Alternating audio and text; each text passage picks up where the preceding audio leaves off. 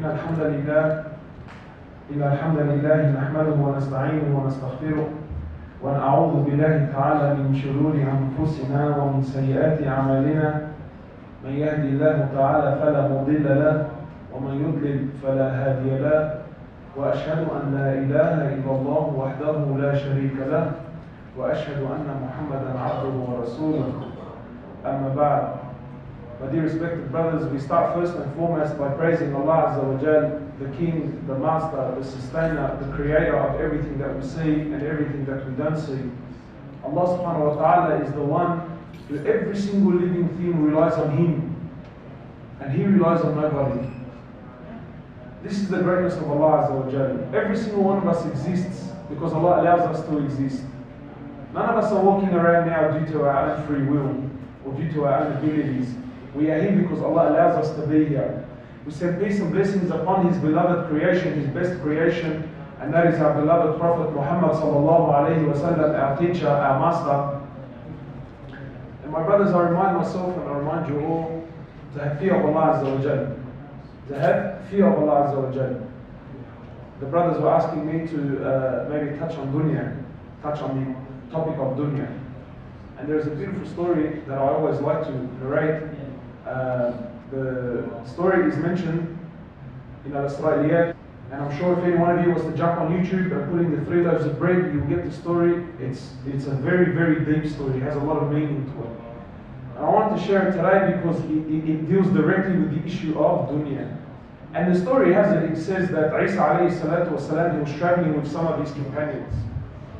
So Isa alayhi salatu wasalam, he was traveling with some of his companions. So they got hungry.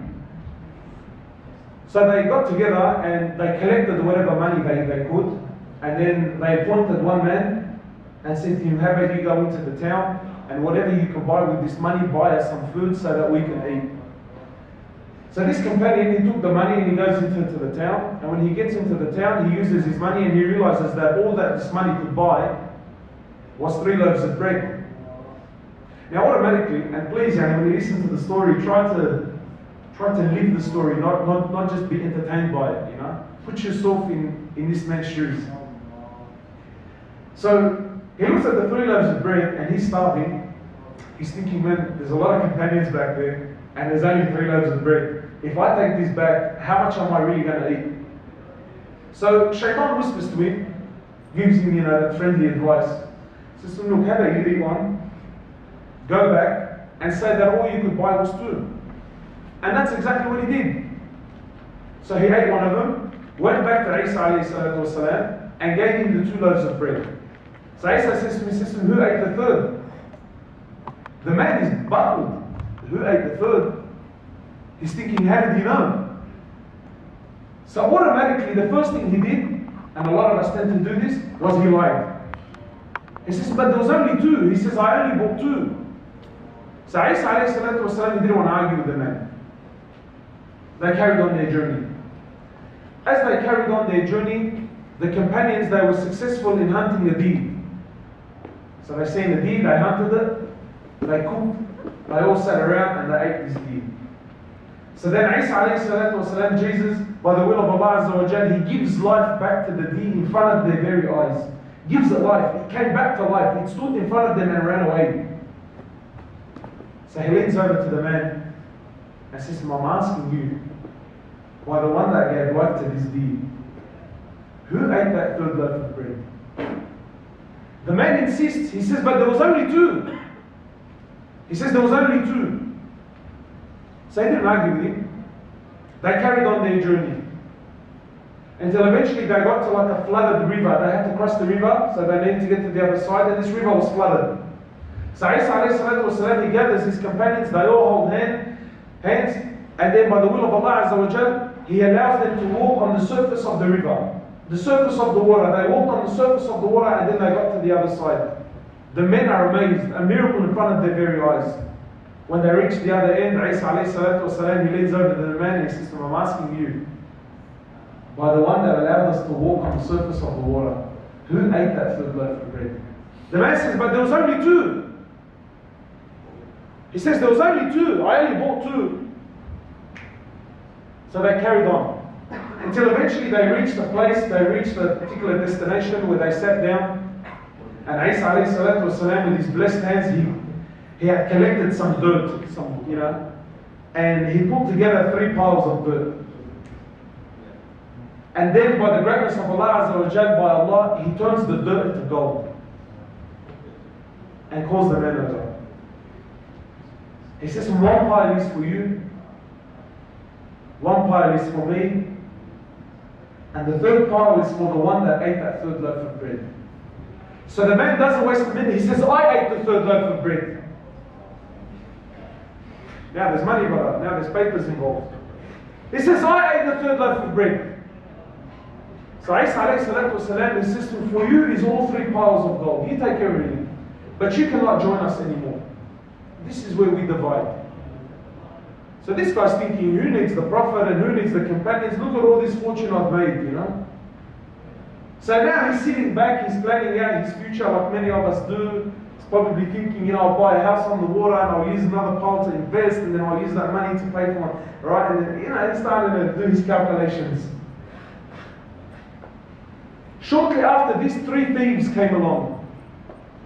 They see the man and the 3 piles of gold. The first thing they did was they killed him. So now the 3 men are thinking, well, look, it's pretty straightforward. There's 3 piles of gold, there's 3 of us. But they too were hungry. So they spoke amongst one another and then they said, look, how about one of us takes some money, goes to the town, buys us some food. We'll come back, we eat together, everyone takes his money and we all go our separate ways. So one of them volunteers, he says, look, I'll go into the town. He grabs some money, he goes into the town, but then on the way he's starting to think. He's thinking, what's the bet? They're planning something against me. And while he was buying something, the other 2 are thinking, what's the bet? He's planning something against us. So the man gets there, he buys some food and then he poisons the food. On his return, the 2 killed him. They sit down to eat the food that he brought. Little did they know it was poisoned shortly after they also died. Some time later, Isa alayhi salatu wasalam walks back with his companions. He sees his former companion, the 3 thieves, and the 3 piles of gold untouched. So he leans over to his companions and he says, so this is Hayatul Dunya. He says, this is the life of this world. And this is what it will do for whoever runs after it. My brothers, this dunya, as I say many times, it's crippling the ummah. It's poisoned every single one of us. We have forgotten our purpose on earth. We have forgotten that we are going to a place that is far greater. And our vision has become extremely short-sighted. And all that we can think about, and all that we can dream about, and all that we can hope about, and all that we sleep about, and all that we work about, and all that we study about is this world. And what is the reality of this world, really? Rasulullah sallallahu alayhi wa sallam, hadith after hadith, hadith after hadith, is exposing the reality of this world. What is it really? What do you take with you? He says, sallallahu alayhi wa sallam, he says, يَتْبَعُ الْمَيِّتَ ثَلَاثًا أَهْلُهُ وَمَالُهُ وَعَمَلُهُ. The Prophet of Allah is saying, brother, 3 things will follow you to the grave. 3 things will follow you to the grave. He says, your family, your wealth, and your deeds. He says 2 of these things will bury you there, and only, right? He says the 3 of them will take you, that will bury you. 2 things will come home, and only 1 thing will remain with you there in the grave. He says your family and your money, they come back home, then they start fighting it out with one another. No, he left me this, no, he left me that, no, what did he leave for you? No, this is how much he left for me. And you and I, my brother, what are we left with at the grave?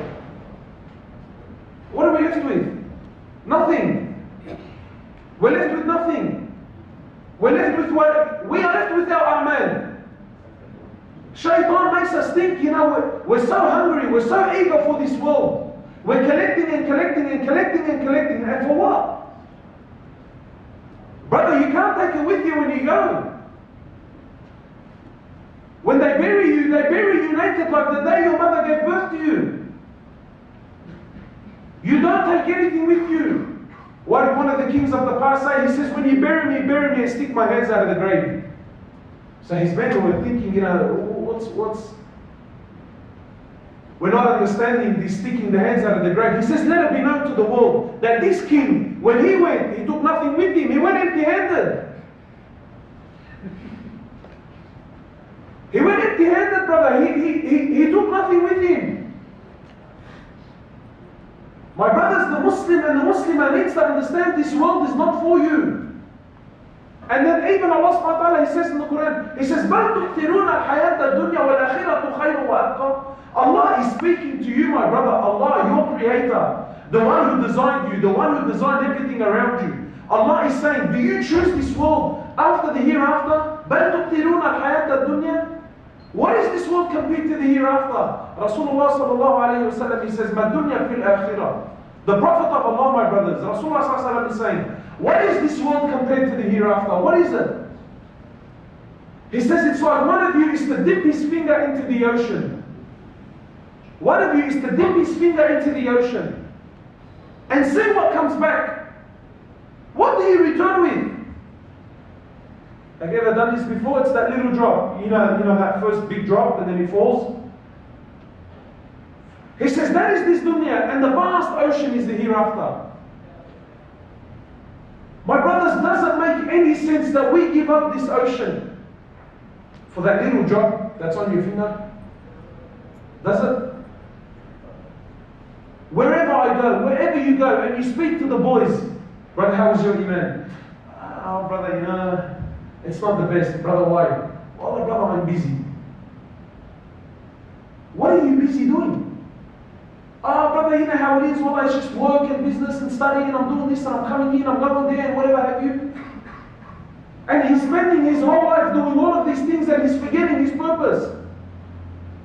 Brother, Allah subhanahu wa ta'ala, He didn't create you. My brothers, please, we need to understand. Allah subhanahu wa ta'ala, He didn't create us, for you to work hard and buy cars and buy fancy houses and mashallah go on holidays at the end. Allah subhanahu wa ta'ala didn't create you for any of this.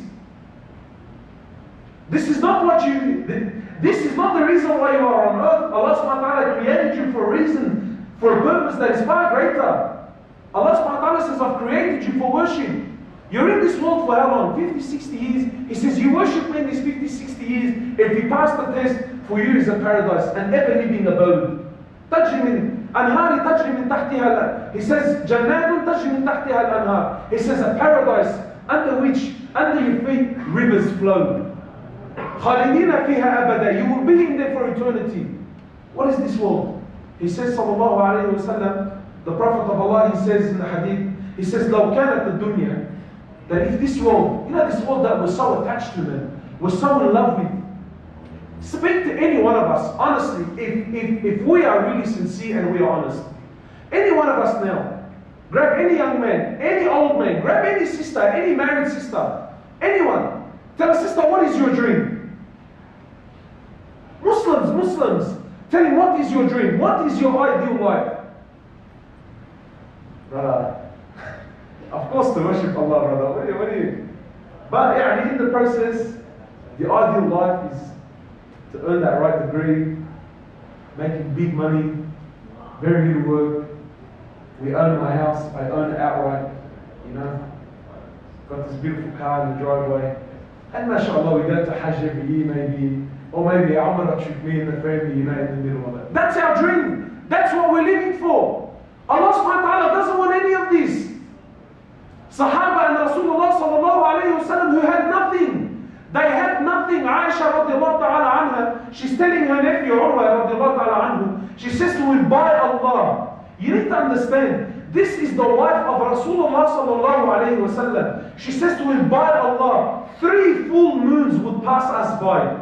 Not one, 3 full moons, 2 full months, 2 full months would pass us by, and not a single flame would be lit in any of the 9 houses of Rasulullah sallallahu alayhi wa sallam.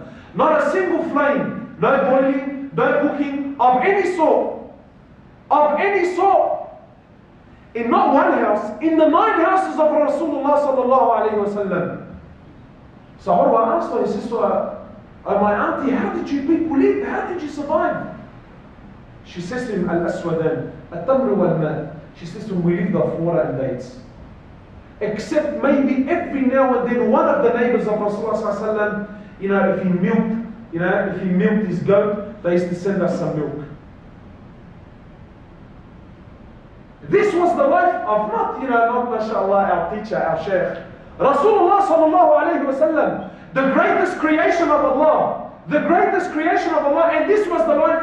And sometimes we think, brother, relax.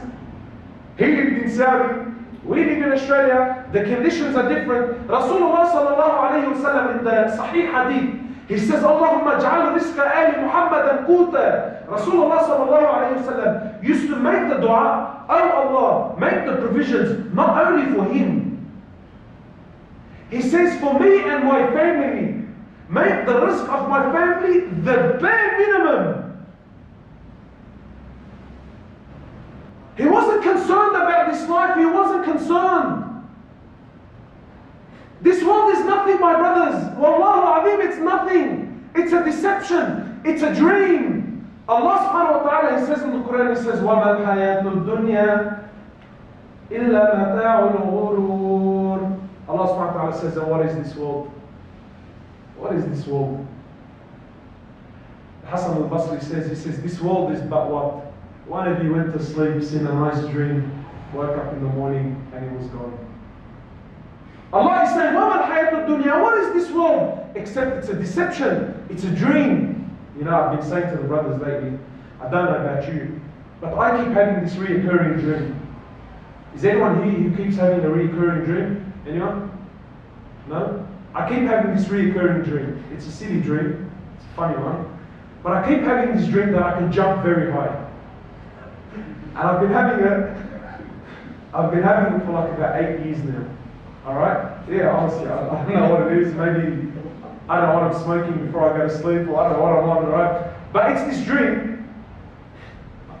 Yeah, I maybe have it once a year. Maybe once a year. It's this dream that when I go to sleep, I imagine that I can jump very high. I mean, like it's almost like I'm flying. Yeah, and from here to the Kemba, it's like 2 jumps. Right? It's like, and then I jump back up, and as I'm jumping, I'm looking down. Anyway, the last one I had, right, I think it was maybe like around a year ago. By Allah, Wallah Azim, I'm in the house of Allah. It felt so real.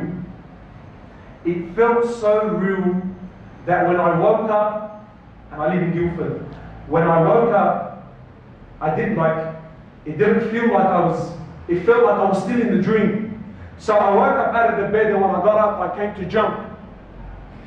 And I realized, hang on, I'm actually not going anywhere. I thought, wow, it felt that real. That's how real this dream felt. And honestly, how many of us, and please boys, we're kicking back now, let's be honest. How many of you have really had that dream? Every one of us has had that dream. You know the dream when you're on Vaucluse? MashaAllah, in Double Bay somewhere. You got that, that double, triple story house. That beautiful house that's on the water. You got this gun of a wife, 6'2", looks like a Ferrari. You look outside the window and there's this beautiful BMW X5 parked in your driveway. You think, yeah, that's it. And then you wake up in that dream, you wake up and you realize that you're living in your father's granny flat in Auburn. And the Ferrari-looking wife looks like a maxi van, 4-seater. And then you look outside and what was supposed to be an X5 in the driveway is a repairable write-off Mazda 3 you've been trying to sell for 6 months, but no one wants to buy it because it's on revs. But we're all living this dream. We're all living this dream. Like you're going to take it with you. My brothers, how many people came before us and left? What did they take? What did they take? Brothers, we're here to worship Allah. We're here to worship Allah. Please understand, Allah doesn't care about these trivial things. Allah doesn't care. Rasulullah sallallahu alayhi wa sallam, He says in the sahih hadith, He says, لو كانت الدنيا تعدل عند الله جناح بعوضة ما سقى كافرا منها شربة ماء. The Prophet of Allah is saying that, my brothers, if this world, if, he says it doesn't, but if this world was to equal in the eyes of Allah the wing of a mosquito, Allah wouldn't give a single kafir a sip of water to drink.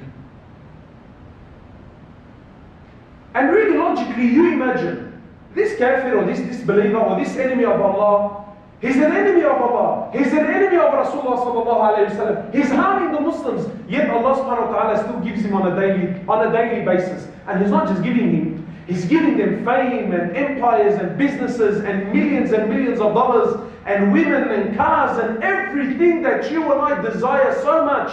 Allah is giving them, and He's giving them in an abundance. He's giving and giving in an abundance. Why? Because Allah doesn't care. It means nothing to Allah anyway. My brothers, this world is going to be destroyed. Do you not understand? It's not a guessing game. Allah is definitely going to destroy this world. He's definitely going to do it. So what are you investing in, really? What are we investing in? You know, I've been speaking to brothers in Auburn that have come from Pakistan and they've come from India and I'm sure there's many brothers here that have come from Saudi or from... They've left their families, left their homes, left their friends, left everything that is dear to them, everything that makes them feel special, everything that had any sort of value to them. And they've come all the way to this country and they're going through hardships and struggles and finding a place to stay, and there's that, there's that uncomfortableness of, that first 6 months that's so difficult, and you sleep every single night thinking, what am I doing here? And I just want to go back home. And then they enter a university and they're not made to feel welcome. The community doesn't make them feel welcome. And yet he struggles and struggles and struggles, and he puts up the fight and he takes on the battle and he takes it on and he takes it on until eventually he reaches his goal. And then what? Look how much effort we go through for dunya, for a little price in this world. But to taste the sweetness of Iman, brother, I'm busy. Brother, I'm busy. Brother, look, I really want to change, but maybe just not right now. My brothers, please, wallahi, this, one of the names of the Day of Judgment, it's called the Day of Regret. It's going to be called the Day of Regret. My brothers, when death comes, the angel of death, he doesn't send you an email. The angel of death doesn't tango you or send you a WhatsApp message saying, hey, what you doing now? I'll be around in a week. When he comes unannounced. And what's our condition going to be? Really honestly, what's our condition going to be?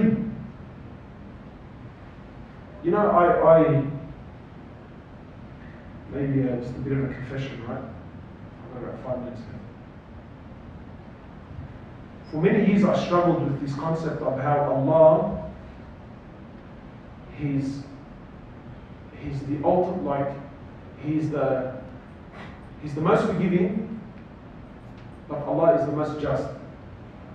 Right? And I used to struggle with this. This is a bit of a confession, right? And this was something in my heart. I used to think, how can Allah be the most just, but the most forgiving? And this was something that really battled in my heart for a long time. So then I remember once I was asking around and I never really got a right answer. And then I remembered I was hearing a talk, and the Shaykh hit it right on the nail, man. And I thought, Allahu Akbar, the greatness of Allah. He says, have you ever really wondered and pondered how Allah subhanahu wa ta'ala, when someone worships Him for 50, 60 years, He rewards him with an eternity of paradise. And when someone disobeys Him for 60, 70 years, Allah punishes him for eternity. How is that fair? How is it just that this person who disobeyed you for only 50, 60 years, you're frying him in hellfire for eternity? Where's the justice in this?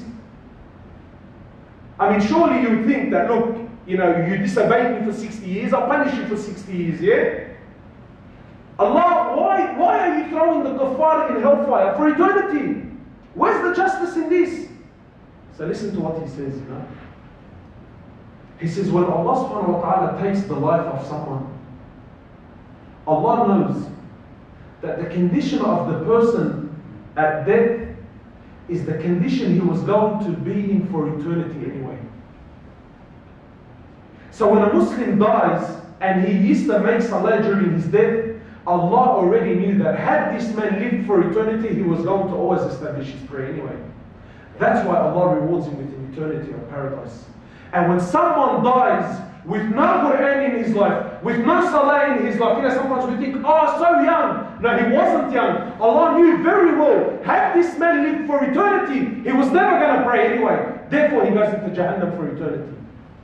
This is the justice of Allah Azza wa Jalla.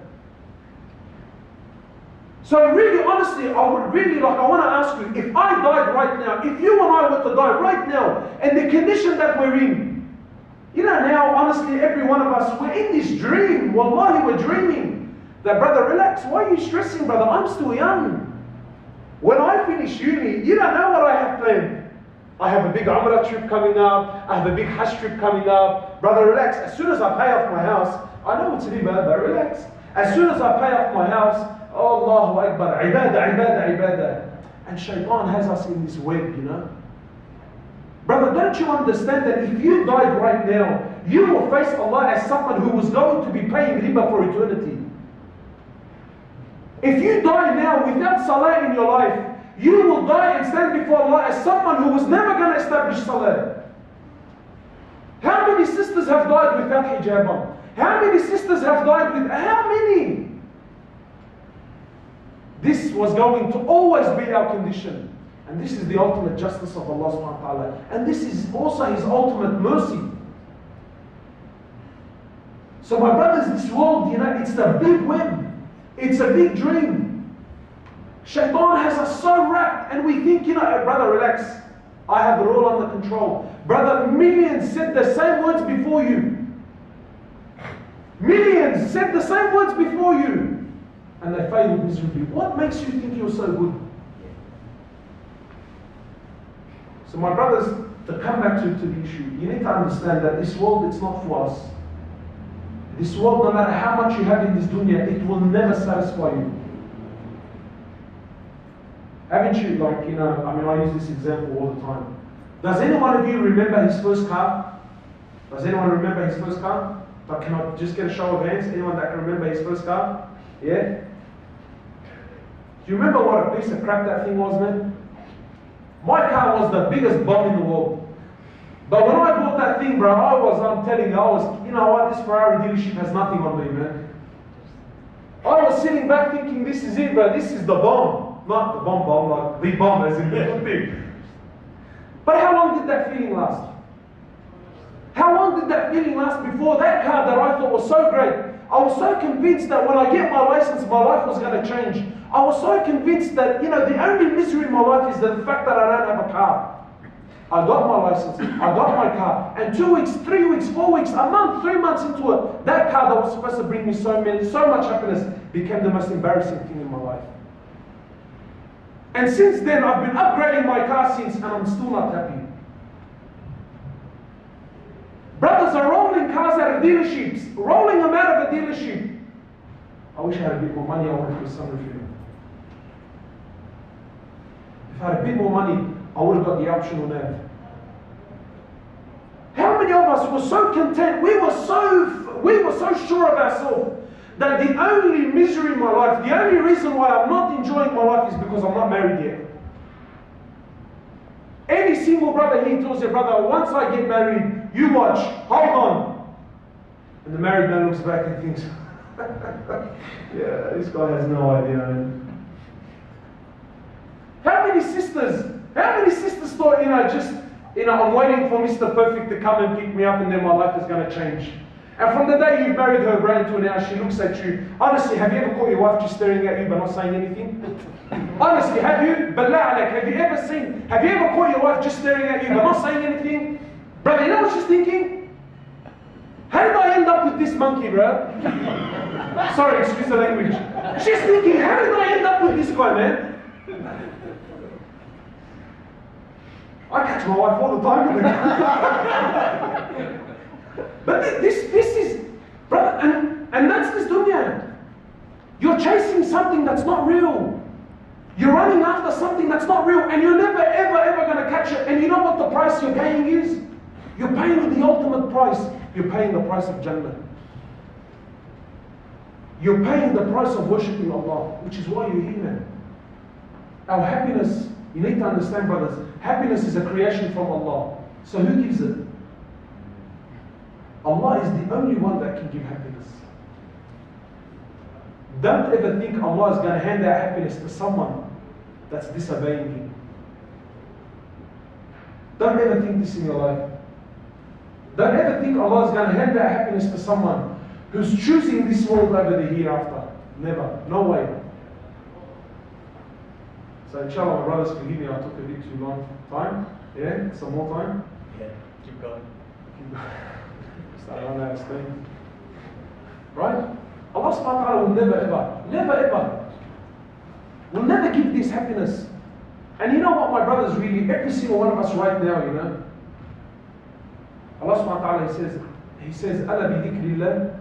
Allah subhanahu wa ta'ala is saying in the Quran, my brothers, He says, only in the remembrance of Allah, the heart finds rest.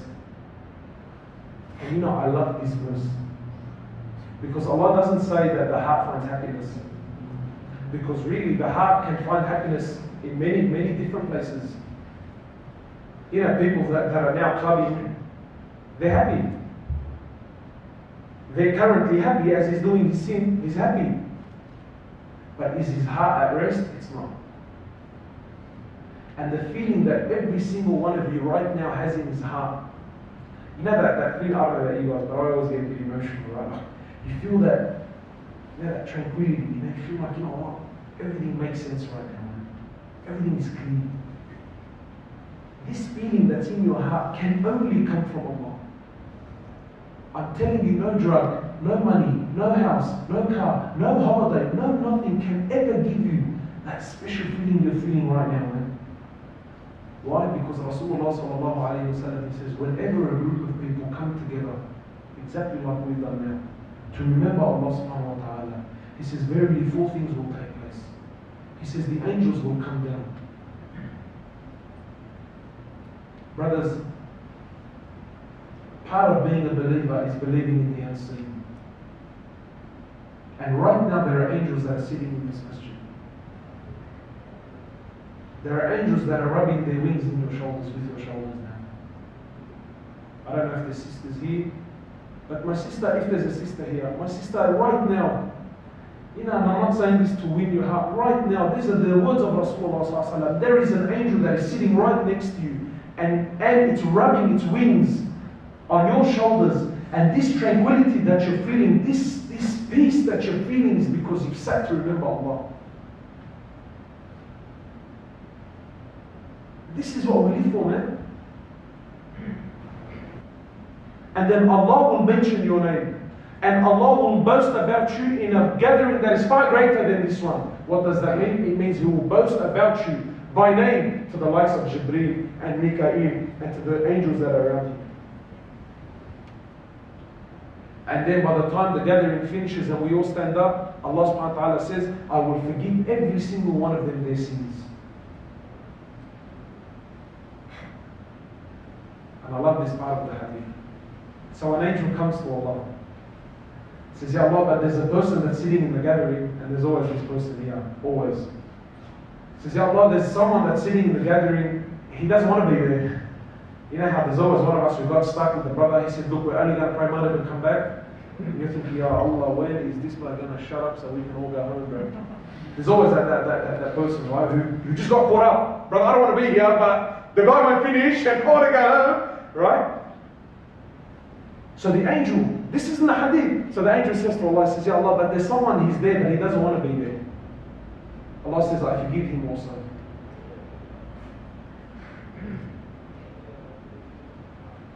You know what's wrong with our lives? Is that these gatherings are missing. You know what's wrong in your household? You know what's wrong with your family? These gatherings are missing in the house. The remembrance of Allah. They're talking about the reality of this world. They're talking about our final destination. Brother, when you walk outside, is it time? Yeah. Khalas, time. Okay, So khalas. Alright. Brothers, when we walk outside, and many of you, mashallah, I've seen before, many taxi drivers, students, whatever you are, I mean, I'm a tradesman, right? Myself, I'm an electrician, so I drive around from job to job. And have you noticed, you cannot move 2 meters on Sydney roads without being bombarded by 500 different advertisements. Whether it's the bus stop, whether it's the billboard, whether it's on the phone booth. Now on the phone booth, it's rotating. So if you're there for too long, we don't want you looking at the one ad, right? We put another one up for you, right? So when you walk outside, what do you think is happening to your heart, man? Add, dunya, this product, that car, this. What do you think is happening to your heart? Turn on the TV for 5 minutes. Turn on the TV for 5 minutes. What do you think happens to you? Turn on the radio. So all of this bombardment of dunya, naturally you're going to be affected by it. Don't be fooled by the bead and abaya. You know, if I walk across the road now and I start looking at those cars that's in that dealership, you'll have to wipe my saliva off the window. Yeah, because I'm a young guy, bro. What's wrong? I mean, I grew up always watching this stuff and my heart loves it. So what's the medicine? Is these environments. When you surround yourself in these environments and you put yourself in this environment and you start listening, your heart starts to get affected. So don't think now that, mashallah, we sat for a half an hour talk, everything's A-okay. No, it's not A-okay. Everything 90% of what just happened now is going to be destroyed as soon as we walk out to eat something. Watch, you watch. Start having a laugh, this, there, you go. It's gone. 90% of it is gone. The other 10%, you won't leave Botany Road. You won't leave Botany Road until it's gone, it's destroyed. So my brothers, we have to surround ourselves in these beautiful gatherings, inshallah ta'ala.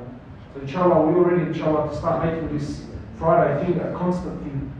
Make this a part of your life, man. Make this a regular part of your life. Trust me, when you give this up, you're the one who's losing. No one else. These brothers, mashallah, may Allah subhanahu wa ta'ala reward. We go through all of this effort, to get all this thing happening and get the food and call the, all of this effort, right? It's for you. It's for us to benefit, inshallah ta'ala. So we ask Allah subhanahu wa ta'ala to make this question out. Please don't ask me questions. So, inshallah, subhanakallah wa bihamdik, nashhadu an la ilaha illa anta, astaghfiruka wa atubu ilayk, jazakallahu khairan all. Allah subhanahu wa ta'ala reward you. Brothers saying any questions? Look, I mean, I'm happy to take questions, but no fiqh questions. Yeah. So questions, but no fiqh, because I'm not a shaykh. So if it's just a general advice thing, I'm happy to. Inshallah. خلاص؟